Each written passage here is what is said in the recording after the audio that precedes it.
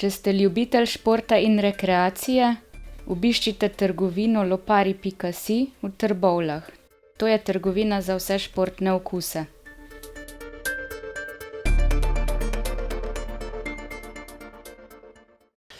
Z nami je Sašo Vučko, predsednik Sveta krajevne skupnosti Izlake. Tu pri nekdaj mogočnih Medijskih Toplicah se začne naša reportaža teka z Izlak do Kuma, tudi enega mejnika zasavskega v času osamosvojitvene vojne. Pa najprej, kako vi gledate na to propadajoče Medijske Toplice? Igor, hvala za povabilo. Vesel sem, da si res toliko angažiran v naši lokalni skupnosti. Medijske Toplice, nedokončana zgodba, ki se vleče že kar desetletja. Žalostno je videti tako okolico v našem prelepem kraju, glede na to, da z vsemi predpostavkami že naši predniki so vedeli, da je tukaj potencial turizma. Ustvarili so vse to, mi pa tega nismo znali ceniti in smo dopustili, da je pač zgodba, kakršna je. Mene osebno zelo veseli, da nas je par posameznikov, ki smo toliko aktivni v zadnjem času in opozarjamo na te zadeve. Upam, da nam bo uspelo.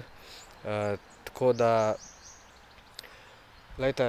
Medijske Toplice, kompleks, Valvazor, Prašnikar, to so sama taka imena, kjer nekaj veljajo v našem slovenskem prostoru. Teh prednosti pa občina Zagorje kot taka celota ne zna izkoristiti. Tako da upam, da bo zdaj v prihajajočih mesecih več posluha tako strani občine, funkcionarjev in tudi države. No, jaz sem se pogosto kopal, tudi sončil v tem res prekrasnem ambientu nekoč. Menite, da se bomo še kdaj? Jaz močno upam, da se bomo. Verjetno ne v takšni obliki, kakor je bilo do sedaj.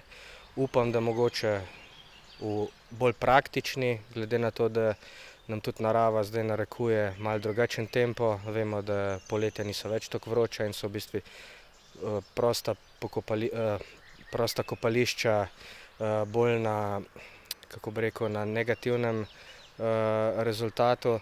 Upam, da bomo znali povezati neko celoto, pa to področje vključiti v lokalno skupnost z dodano vrednostjo, pa se nekoč, če že ne mi, pa mogoče vsaj naši otroci kopajo v kakšnem pokritem kopališču. Menite, da smo znali, ne samo Izlačani, tudi Zagorjani, oceniti pomen samega Valvazorja, pa tudi Prašnikarja? Jaz mislim, da ne. Treba je biti kritičen sam do sebe in mislim, da ne. Vemo, da v bistvu Valvazor je preživel otroštvo na Medijskem gradu oziroma gradu Medija. Kasneje je tudi v svoji knjigi opisoval ta del, grad. Vemo, da je v bistvu Prašnikar, kjer ga pa mogoče celo marsikdo ne pozna, bi si skoraj upal trditi, da mogoče polovica Zagorjanov ne pozna gospoda Prašnikarja. On je bil tak lokalpatriot, da je v bistvu odkupil to Medijo v čast Valvazorju in v bistvu v čast svojim koreninam mu postavil tamle enkraten spomenik, ki treba vedeti, da to je prvi spomenik na Kranjskem, sploh Valvazorju, in dejansko se o tem ne govori v našem prostoru tukaj, ne. In to je zelo žalostno. In tudi z njim, s Prašnikarjem, se je potem začelo turizem na nek način, ne? Kopališki turizem. Ja, dejansko Alojz Prašnikar je bil pionir tega, ne. On je tukaj videl vizijo prvotne, dobro, to so zdaj bile vmes že sicer obnovljene, pa zdaj zopet propadajoče toplice. On je bil pa tisti, ki je tukaj postavil dejansko prvo kopališče. Se pravi, prvi začetki turizma so bili v tistem času. In to ni zanemarljiva zadeva. Hkrati pa tudi treba je vedeti, da za tiste čase ni bilo tukaj nekih notranjih kopališč za termalno vodo in to je bila res ena taka, kako bi rekel, revolucionarna zadeva za tiste čase.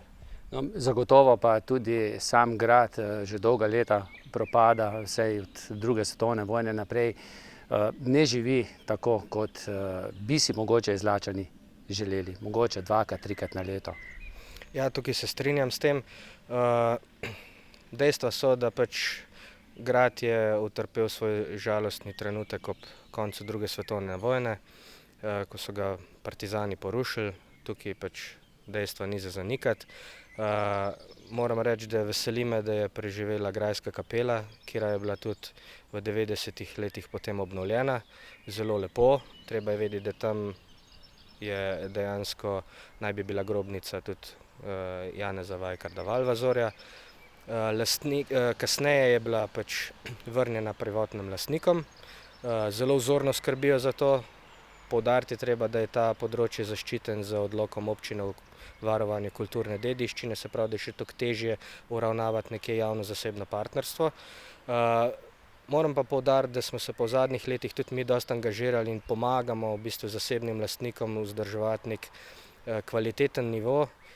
Če nas ne bi v tem času presenetila tale epidemija, smo imeli tudi zelo jasno začrtane cilje, kako očistiti in bivšo gospodarsko poslopje in tudi, se pravi, da bi doprinesli neko dodano vrednost in vsaj to, kar nam je ostalo, poskusili dvigniti na višji nivo.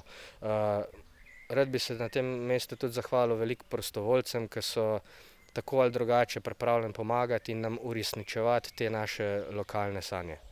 No, krajevni praznik Izlak pa je povezan še z enim tragičnim dogodkom v času druge svetovne vojne, s krajem Orehovica, požig domačinov, tudi zelo tragični dogodki. Ja, težka zgodba. Te zadeve so se dotaknila tudi ob najinem zadnjem intervjuju. Res je, krajevna skupnost praznuje svoj praznik 18. maja. Iz 17. na 18. maja leta 1944 se je v Orehovici zgodil tragičen dogodek. V hišah so bili požgani naši sokrajani, rojaki, se pravi 15 jih je bilo takrat. Dan kasneje so zajeli še eno osebo, ki so jo tudi ubili. Ta požig je bil posledica napada partizanov, dan prej na patruljo visokih predstavnikov SS čete. Tukaj ni upravičila. V glavnem, dejstvo je, da Izlake so že tako degradirani, potem nas pa še ta zgodovina nekako vleče in razdvaja. Jaz moram reči, da se zelo trudim, da poskušamo na Izlakah postaviti neke mejnike te naše sodobne Slovenije, kjer se ne bomo delili na ene in druge, ampak bomo skupaj šli z roko v roki, ne glede na to, kar tragičnega se je zgodilo v preteklosti, da bomo znali stopiti en zraven drugega in nam vse te danosti, kjer so nam bile dane, se pravi pozitivno peljati naprej. No, ta tek je nekako tudi priprava na Zasavski humanitarni tek, ampak je tudi nekako spomin na 30 let, ko smo se odločili za samostojnost, ko je bil plebiscit, in tudi na 29. obletnico, kmalu bo, ko smo dobili svojo državo. Vi ste bili takrat še mali fantiček. Kako gledate na to našo prehojeno pot? Igor, res, mogoče pravijo včasih, da se kot otroku, da se ti vtisne v glavo nek izsek, katerega se praktično po nekih znanstvenih dognanjih naj ne bi spominjal. Ampak jaz imam v glavi nek peskovnik, neko igro in neko sireno takrat, ne. Letalstvo in tako naprej, tako da mogoče res sem bil takrat še zelo majhen, ampak en ta delček mi je ostal v spominu. Tega se vsak dan, vsakič, ko se kaj pogovarjamo o tej temi, spominjam. Jaz sem zelo ponosen, da sem bil rojen sem bil v Jugoslaviji, starši so si ustvarjali življenje takrat, hkrati sem pa zelo vesel, da imamo svojo državo. In to s ponosom vsak dan lahko trdim. Ne glede na to, kako se zdaj politična stvar odvija v našem prostoru. Treba se zavedati golih dejstev. Imamo svojo državo, prehodili smo kar dolgo pot, treba je bo pa še veliko. In upam, da bomo s pozitivnim načinom in mogoče z načinom, da bomo znali stopiti izven nekih klasičnih okvirjev, kjer nam mogoče narekujejo nekateri, ki bi uveljavljali radi svoje želje. Takrat nam bo uspelo in jaz bi res želel, da bi se ta ponos svoje lastne države odražal tudi v vseh Slovencih. Tega je premalo, ne.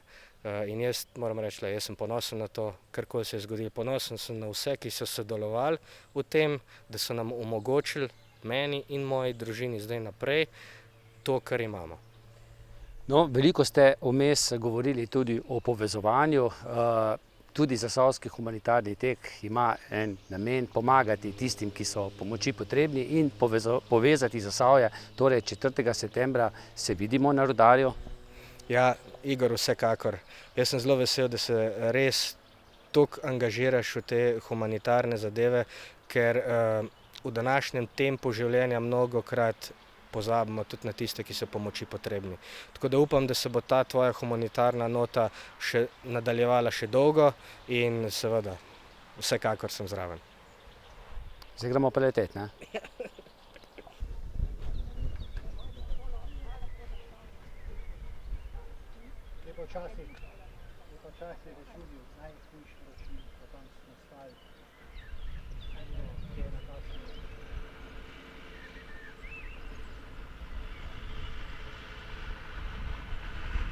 Evo, prvih 4 kilometre je za mano.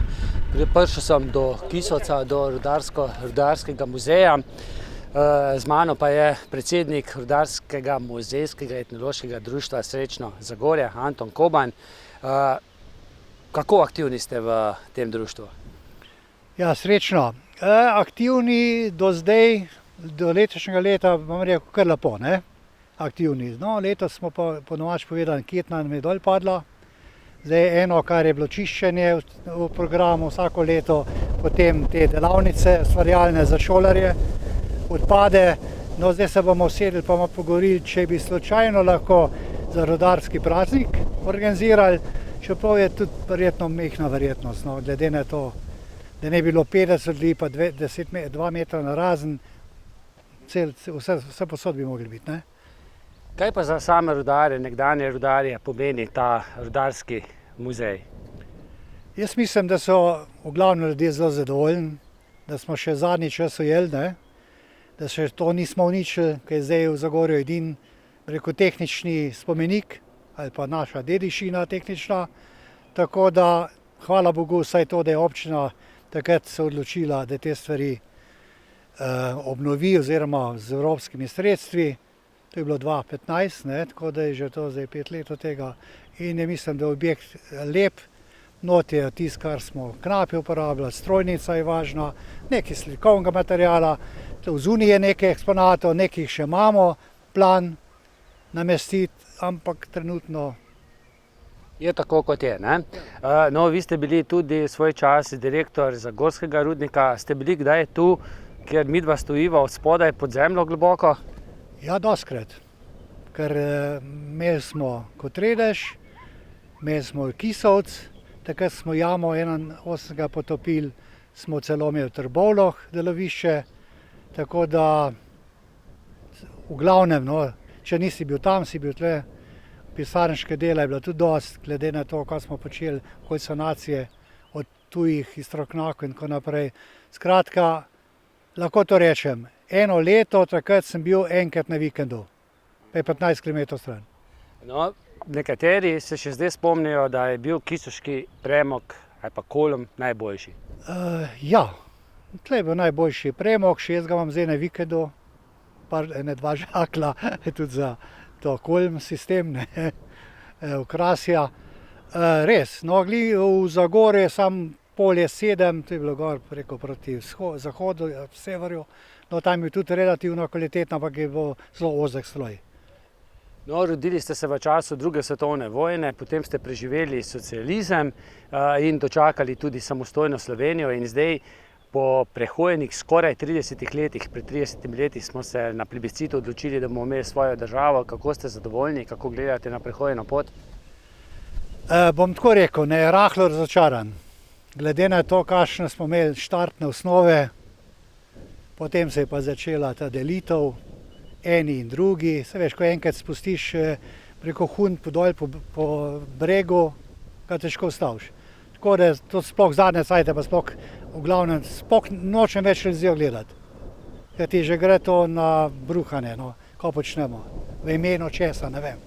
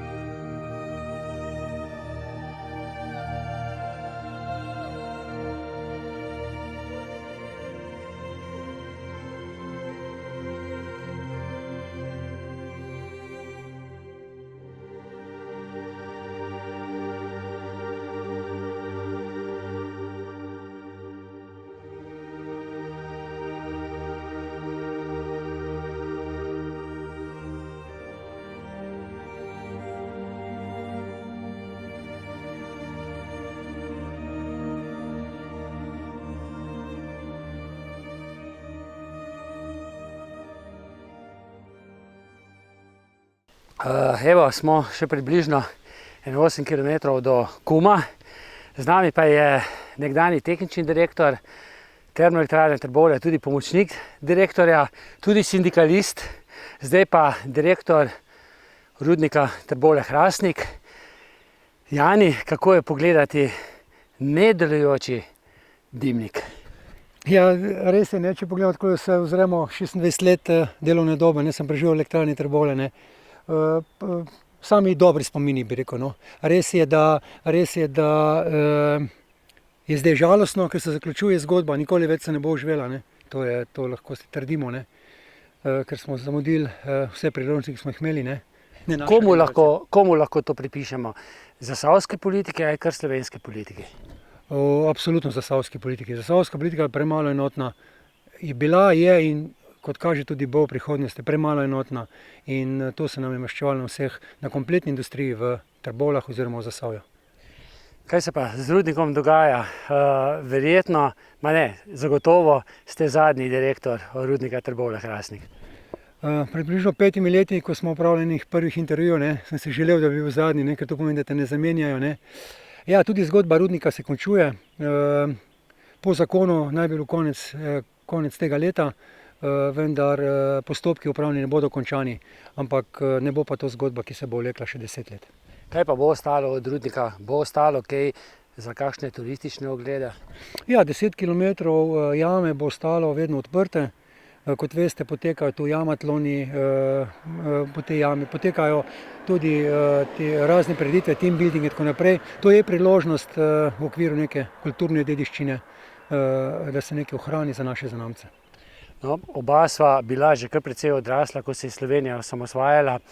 Ta tek je namenjen tudi 30-letnici plebiscita, ko smo se odločili za samostojno Slovenijo, pa 29 let, odkar imamo državo.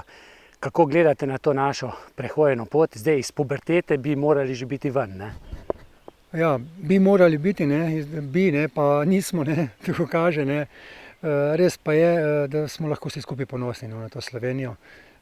Kot ste dejali, pred 29 leti, v bistvu je bil tako praznovan ta dan državnosti zdaj, 25. junij. Jaz sem bil v službi tukaj, ko je bil napad recimo na Kum, ker so posadka in elektrika bila potrebna. Tako da ja, spomini so lepi, zaslužili smo se to Slovenijo in prav je, da obeležujemo to. In podpiram takšne prireditve, kot je tvoja, in vsaka ti čast, da nekako spelješ te v spomin na to, kar se dogaja pred 29 in 30 leti.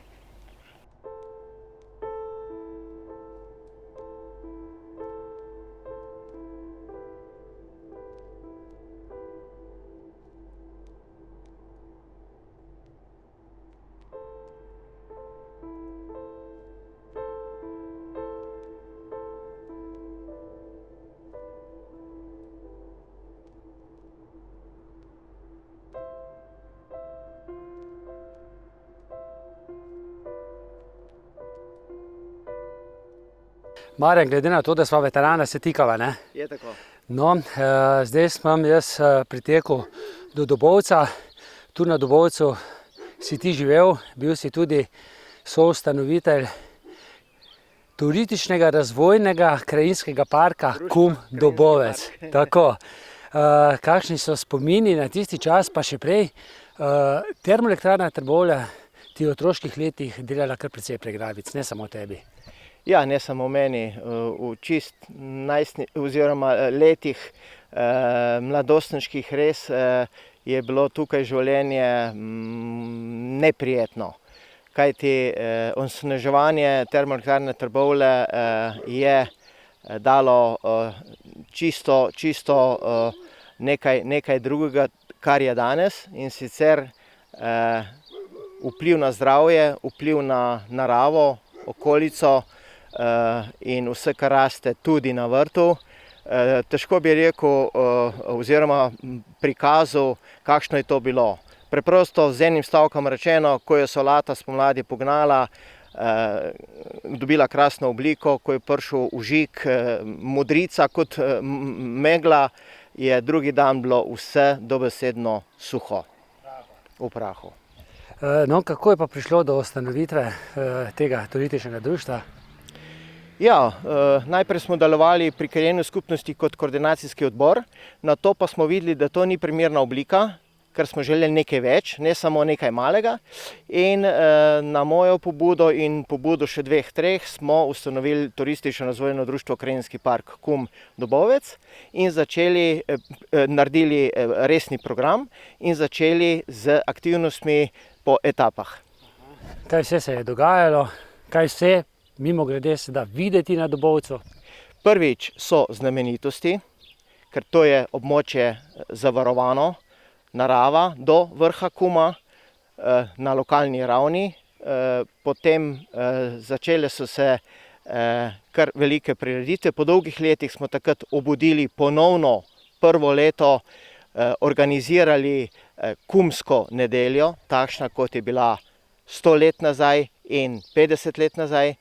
Tako da se je začelo nekaj oživljati, dogajati, ljudje so začutili in tudi, moram reči, skoraj vsak krajan Dobovca je pristopil k članstvu.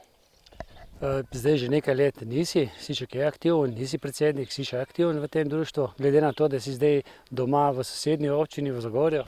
Ne, zdaj nisem, jaz sem potem, imel sem druge funkcije, druge obveznosti, sem potem lepo prepustil naslednikom, tako da danes delujejo naprej. Seveda pa, če bi bil tukaj vsak dan doma, sigurno bi bil še zraven tudi aktiven, tako pa čas ne dopušča. Boš tekel z mano naprej do KUM-a ali se boš peljal z avtomobilom? En del bom tekel, potem bom pa z avto prišel na KUM.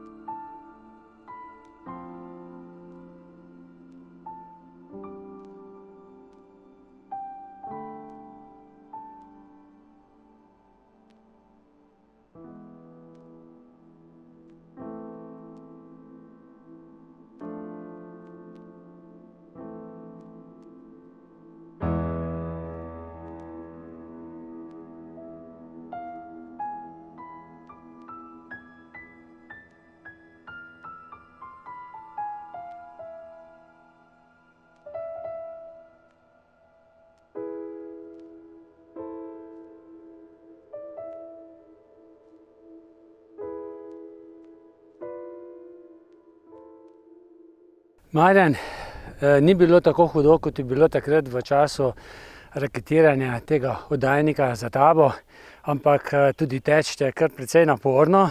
No, kako se ti spominjaš tistih usodnih dni, da smo nenazadnje potem dobili državo? Ja, na KUM imam zelo lepe spomine, žal pa tudi manj lepe. Lepe zato, ker sem imel možnost sodelovati pri ustvarjanju in branjenju naše nove rojene samostojne Republike Slovenije. Manj lepo pa zaradi tega, ker napad, ki se je zgodil, 2 napada, ko je moja enota 136. samostojnega voda TOKS Dobovec varovala KUM oddajnik, utrpela 8 ranjenih, med njimi eden Ivan Starina, ki je kasneje nekaj let za temi ranami tudi umrl. Kako pa je bilo takrat? Verjetno je bilo zelo hudo, tudi oborožitve verjetno ta prave še ni bilo, da bi se lahko takrat obranili letalskih napadov oziroma raketiranja oddajnika. Seveda, takrat ni bilo primernega orožja, da bi lahko na primeren način obranili oddajnik KUM.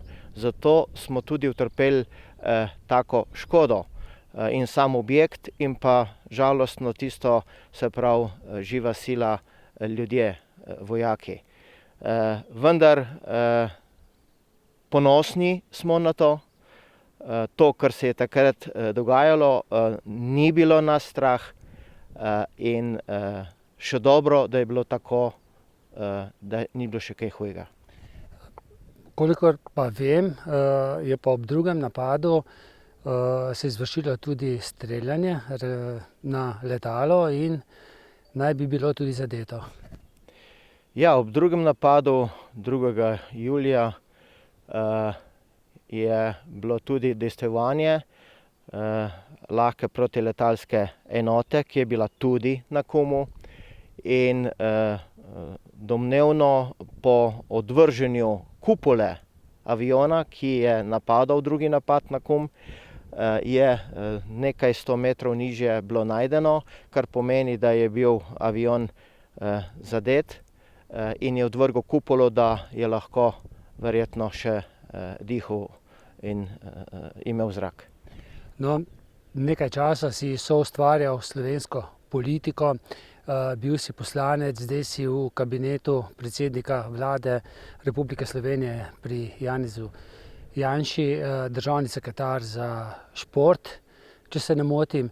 Kako gledaš na prehojeno pot 29-letnice slovenske državnosti ali pa 30-letnice, odkar smo se odločili, da bomo samostojni na plebiscitu?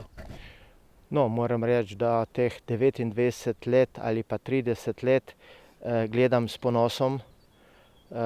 V teh letih se je stvari v državi spremenilo toliko, da lahko smo resnično danes ponosni na našo domovino, Republiko Slovenijo.